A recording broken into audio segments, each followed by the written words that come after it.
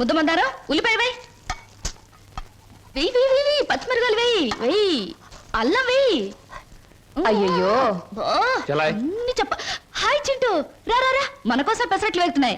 అల్లం వేసాం, జీలకర్ర వేసాం, పచ్చిమిరకాయలు వేసాం. రా రా రా రా. చలాయ్ రైట్ రా.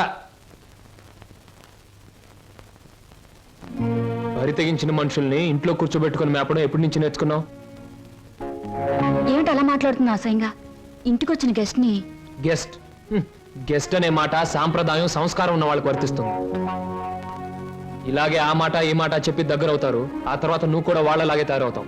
ఇంకెప్పుడైనా ఆ అమ్మాయి మన ఇంటికి వచ్చిందో ఊరుకోను. ముందు బయటకు వెళ్ళమని చెప్పు. అన్నయ్య, నువ్వు చేసిందేం బాగోలేదు. ఏ?